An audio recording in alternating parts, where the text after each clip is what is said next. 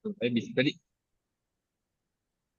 Selamat datang di video kami. Dalam kesempatan ini, kami akan memperkenalkan proyek kami yang berjudul Clustering Pelanggan Mall.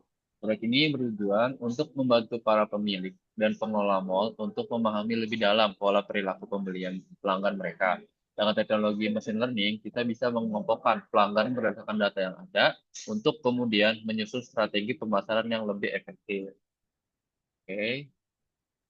Eh, di sini kami akan memperkenalkan anggota kelompok kami satu persatu. Jadi untuk saya sendiri, nama saya Panji Kurnia Akbar. Ada yang kedua ada Farhan Marcelino, yang ketiga ada Ruzaki Brandani, yang keempat ada Valdan Rizky Noverio. Dia berhalangan hadir dikarenakan dia sedang ada UTS di kampus ini di Universitas Pembangunan Jaya. Yang keempat adalah Muhammad Rehan Muntas. Oke. Selanjutnya di sini ada latar belakang masalah. Di dunia retail, kenapa sih kita perlu clustering pelanggan? Di dunia retail, pemasaran dan tepat sasaran sangat penting untuk meningkatkan kepuasan pelanggan dan tentu saja pendapatan. Namun untuk itu, kita perlu memahami siapa pelanggan kita dan bagaimana pola pemilihan mereka. Tanpa pemahaman tersebut, sulit bagi mall atau bisnis retail untuk menawarkan produk yang relevan bagi tiap kelompok pelanggan. Masalah yang ingin kami selesaikan adalah bagaimana mengelompokkan pelanggan mall berdasarkan pola pembelian mereka dengan harapan penawaran produk menjadi lebih tepat sasaran dan meningkatkan pengalaman berbelanja di mall. Jadi kayak di sini masalah yang ingin kita selesaikan adalah seperti tadi saya sudah bilang mengelompokkan pelanggan mall berdasarkan pola pembelian mereka. Dan untuk pentingnya masalah ini untuk pembelian pelanggan dapat dipahami untuk penawaran yang lebih tepat sasaran dan strategi pemasarannya. Dan untuk dampaknya adalah pengelompokan pelanggan dapat meningkatkan kepuasan dan pendapatan mall. Seperti itu. Untuk selanjutnya adalah tujuan proyek yang akan dijelaskan oleh teman saya. Selanjutnya di sini ada tujuan proyek. Oke, untuk tujuan utama dari proyek ini tersendiri adalah untuk membangun model clustering yang dapat mengelompokkan pelanggan berdasarkan data pembelian mereka. Yang dimana dengan model ini kami ingin mengidentifikasi kelompok-kelompok pelanggan yang memiliki karakteristik dan perilaku yang serupa untuk membantu strategi pemasaran yang lebih efisien. Target akhir adalah menciptakan model yang mengidentifikasi kelompok pelanggan yang berbeda dan menyediakan wawasan yang berguna bagi pengelola mall dalam merancang yang kampanye pemasaran yang lebih terfokus. Oke, untuk selanjutnya adalah eh, data yang digunakan yang akan dijelaskan oleh teman saya. Oke, jadi di sini data yang digunakan untuk membangun model ini, kami menggunakan dataset mall customer.csv yang dapat diakses di Kaggle. Dataset ini berisi data dari 200 pelanggan dengan fitur yang mencakup informasi seperti usia, pendapat, dan belanja tahunan mereka. Jadi fitur ini terdiri dari data numerik dan kategorikal yang akan digunakan untuk memahami perilaku pembelian pelanggan. Oke, oke. Sebelum itu kita akan masuk ke project yang saya telah buat dengan kelompok-kelompok saya. Oke, di sini yang pertama ada library. Kita menggunakan library yang diperlukan untuk menganalisis. Contohnya ada Pandas, NumPy, Matterport, Pilot, dan lain sebagainya. Yang kedua adalah data, get data dari file CSV yang akan dijelaskan oleh teman saya. Selanjutnya di sini ada data. Oke, yang pertama pastinya perlu untuk membaca data dari CSV-nya, yang dimana nama filenya itu adalah mall_customer.csv. Selanjutnya ada melihat informasi dasar dari dataset menggunakan dimensi dataset yaitu df.shape. Nah, untuk dataset tersendiri di sini terdapat informasi yang dimana ada 5 kolom, yaitu ada customer ID, genre, age, annual income, dan spending score. Nah, selanjutnya di sini ada statistik deskriptif dataset.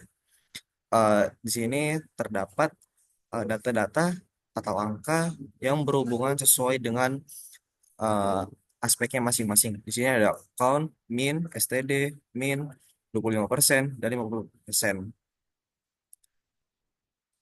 Oke, untuk selanjutnya di sini ada EDA atau Exploratory Data Analysis yang akan dijelaskan oleh teman saya. Oke, jadi di sini yang ketiga ada ADA atau Exploratory Data Analysis. Di sini ada pemeriksaan distribusi data untuk setiap kolom. Jadi yang pertama itu ada distribusi gender. Di sini menggunakan PLT figure, title, label, hashtag, yetics, grid, dan show. Selanjutnya ada distribusi age, sama menggunakan PLT figure, explore, title, label, grid, show, dan lain-lain. Setelah itu ada distribusi uh, annual income, sama menggunakan PLT figures, plot, title, dan lain-lain. Dan yang terakhir itu ada distribusi spending score. Dan di sini ada output datanya dari distribusi gender pelanggan. Selanjutnya ada distribusi umur pelanggan, ada frekuensinya, ada umurnya. Setelah itu ada output distribusi pendapat tahunan pelanggan, sama ada frekuensi dan pendapatan tahunan. Setelah itu ada distribusi skor pengeluaran pelanggan. Dan sini ada visualisasi distribusi berpasangan pair plot untuk melihat hubungan antara variabel numerik. Di sini menggunakan pair figure, pair show, subtitle. Dan sini ada outputnya dari pair plot dan fitur-fitur numerik. Di sini ada annual income, age, dan customer ID. Di sini ada beberapa gambar datanya. Dan setelah itu ada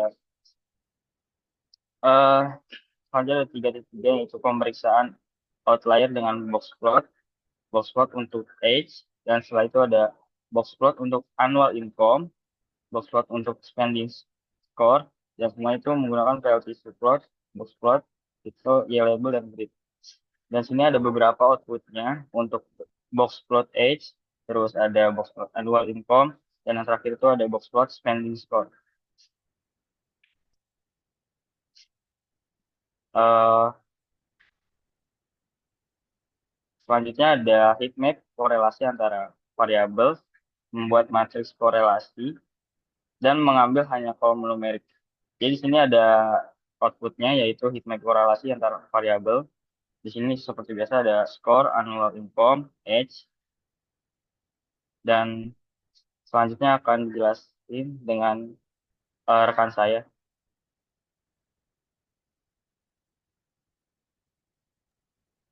Ya, lalu di sini ada pre-processing. Dan di pre-processing ini terdapat pemeriksaan missing values.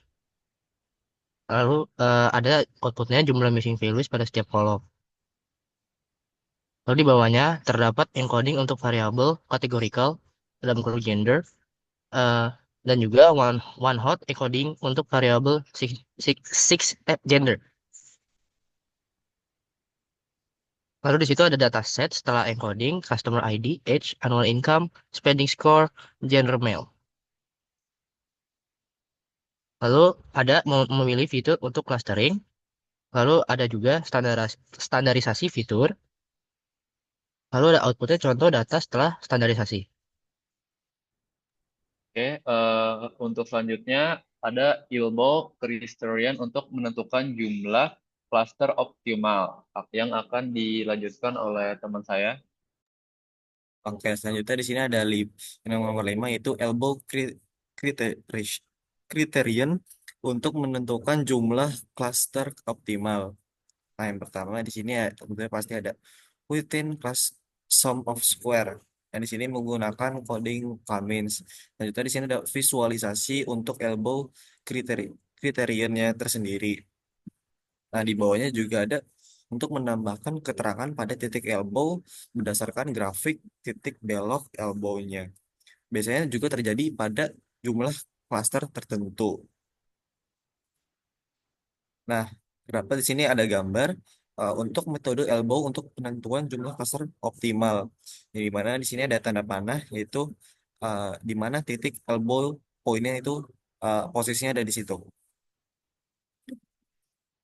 Oke, selanjutnya ada implementasi KMS dengan jumlah klaster optimal visualisasi. Jadi di sini tuh ada berdasarkan metode elbow. Jadi kita ini memilih jumlah klaster optimal K sama dengan 5. Di sini ada optimal cluster sama dengan 5. Jadi KMS dan si cluster ini.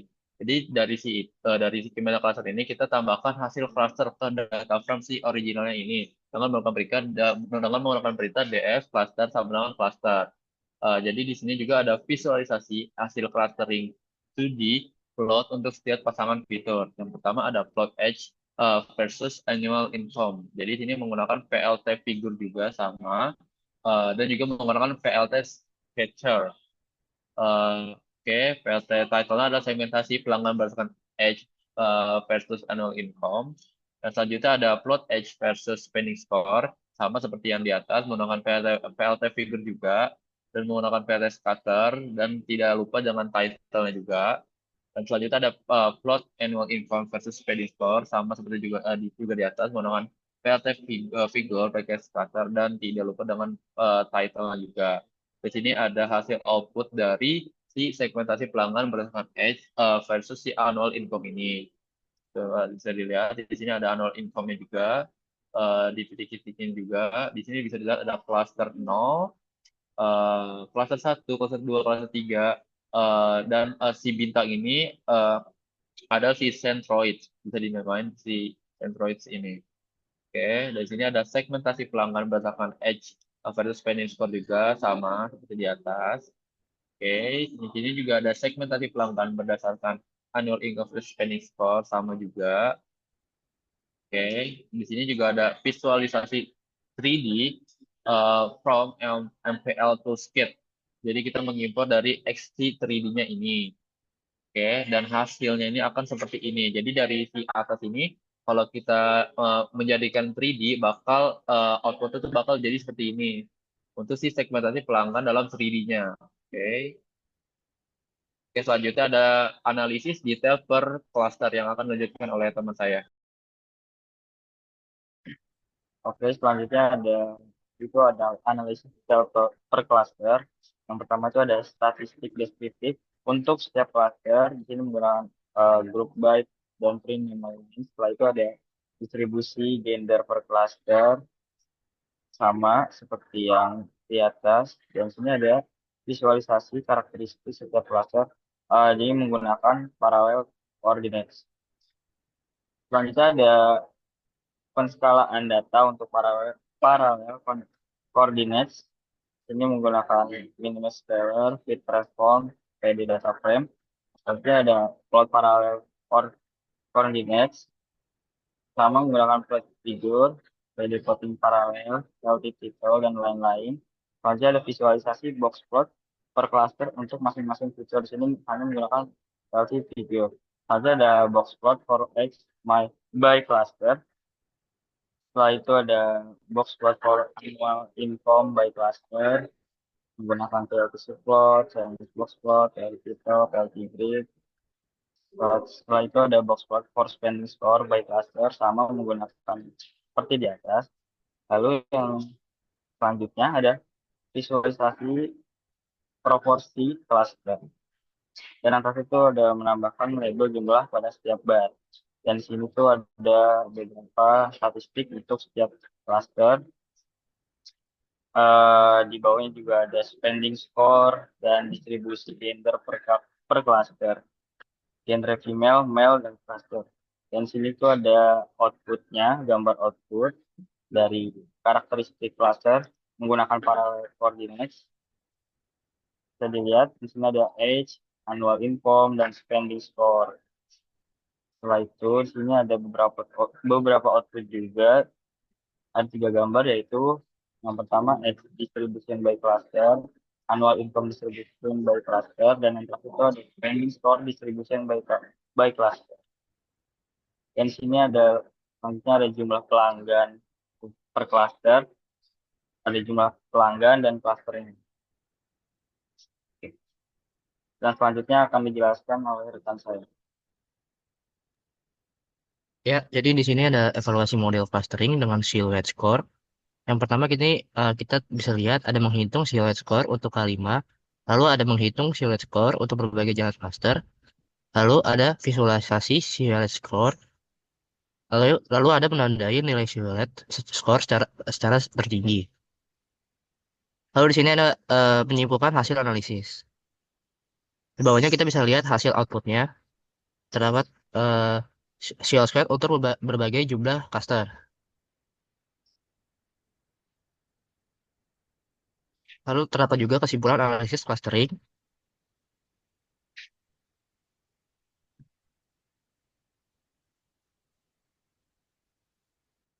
Oke, dari si kesimpulan ini kita mengetahui berdasarkan metode Elbol jumlah klasternya itu optimal adalah 5.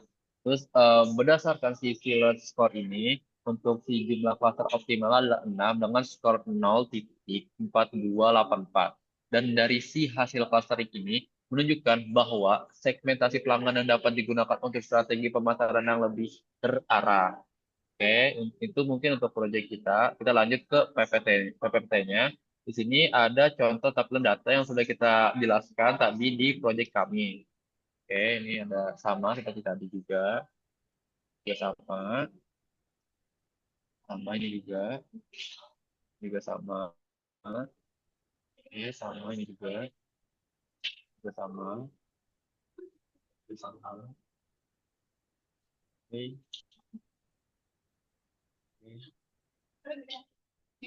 oke, oke, oke. Di sini juga ada pra-pemrosesan data dan data pre-processing. Jadi di sini sebelum model dapat dilatih, kami melakukan beberapa tahap pra-pemrosesan data untuk memastikan data dalam kondisi terbaik untuk digunakan. Langkah pertama adalah menangani missing values dan outliers yang bisa mengganggu akurasi model. Kami juga melakukan normalisasi untuk fitur numerik dan encoding untuk data kategorikal agar model dapat memproses semua data dengan baik. Karena ini adalah tugas unsupervised clustering. Kami tidak perlu membagi data menjadi training dan testing set seperti dalam supervised learning. Jadi di sini akan tadi udah dibilang pemeriksaan data untuk menangani missing values dan outliers. Terus juga ada transformasi data, normalisasi encoding untuk data kategorikal, dan split data untuk tidak split data adalah tidak ada split karena ini clustering unsupervised learning. Oke. Untuk selanjutnya adalah pemilihan dan penjelasan model yang akan dijelaskan oleh teman saya. Oke, di sini ada pemilihan dan penjelasan model. Untuk model ini, kami memilih Cummins clustering, yang dimana ini merupakan salah satu algoritma clustering yang paling populer. Kenapa kita pilih ini, Cummins? Pertama, yaitu ada kesederhanaan. Nah, kesederhanaan yang dimaksud adalah Cummins ini adalah model yang cukup untuk sederhana namun sangat efektif dalam mengelompokkan data. Dan juga yang kedua yaitu tanpa label. Model ini bekerja dengan baik pakai data pada data yang tidak memiliki label yang sangat cocok untuk clustering pelanggan karena kita tidak perlu memberi label pada data pelanggan. Nah, Kamis be- Kamis ini tersendiri yaitu bekerja dengan cara mengelompokkan data ke dalam kelompok-kelompok berdasarkan kedekatannya satu sama lain. Hasilnya kita dapat melihat berbagai kelompok pelanggan dengan karakteristik yang mirip. Oke, sesuai dengan yang dijelaskan oleh teman saya, jadi si algoritma yang digunakan dalam pemodelan ini adalah K-means clustering, dan untuk model ini yang dipilih, kenapa? Karena kesederhanaan dan kemampuannya itu dalam pengelompokan data secara otomatis tanpa tabel. Itu. Oke, untuk selanjutnya adalah hasil pelatihan model yang akan dijelaskan oleh teman saya. Oke, baik. Selanjutnya di sini ada hasil pelatihan model. Setelah melatih model kalian, kami menggunakan beberapa metrik evaluasi untuk mengevaluasi hasil model, seperti silhouette score, untuk mengukur seberapa baik objek dikelompokkan dalam klaster mereka. Misalnya ada inertia. Jadi ini itu untuk mengukur seberapa padat atau tersebarnya klaster yang terbentuk. Dan kami juga menggunakan visualisasi untuk membantu memahaminya lebih lanjut, misalnya dengan menggunakan grafik 2D atau 3D untuk menunjukkan bagaimana klaster-klaster tersebut tersebar. Oke, yang dijelaskan oleh teman saya itu adalah benar, itu adalah dengan metode evaluasi siluet, skor, dan intertia. Lanjutnya ada hasil evaluasi model itu ada dengan tabel metrik evaluasi dan visualisasi si klasternya ini. Oke, untuk selanjutnya adalah visualisasi dan interpretasi yang akan dijelaskan oleh teman saya. Ya, jadi di sini ada visualisasi dan interpretasi. Visualisasi adalah kunci untuk memahami hasil clustering. Kami membuat grafik yang menampilkan klaster-klaster dalam bentuk 2D dan 3D. Sehingga kita bisa melihat dengan jelas bagaimana pelanggan terbagi ke dalam kelompok-kelompok yang berbeda. Analisis cluster ini memungkinkan kita untuk mengidentifikasi pola pembelian yang berulang dalam setiap kelompok pelanggan. Misalnya, satu klaster mungkin terdiri dari pelanggan dengan pendapatan tinggi dan belanja tahunan tinggi, sementara klaster lain terdiri dari pelanggan dengan pendapatan lebih rendah namun dengan frekuensi belanja yang lebih sering.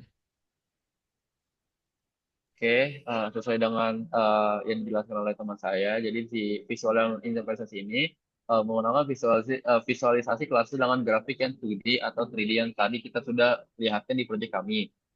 Dengan analisis klaster berdasarkan hasil dari pemodelan si Siemens ini. Seperti itu. Oke, selanjutnya adalah kesimpulannya. Jadi, secara keseluruhan, model clustering ini berhasil mengelompokkan pelanggan berdasarkan pola pembelian mereka dan tentu saja membuka peluang besar bagi pengelola mall untuk melakukan pemasaran yang lebih terarah dan tepat sasaran. Pengelompokan pelanggan ini dapat membantu dalam merancang penawaran produk yang lebih sesuai dengan kebutuhan masing-masing kelompok, serta meningkatkan kepuasan pelanggan. Jadi, di model ini berhasil mengelompokkan pelanggan berdasarkan pola pembelian mereka juga, pembelian mereka. Terus pengelompokan ini juga dapat membantu dalam pemasaran yang lebih efektif dan penawaran yang tepat sasaran. Itu.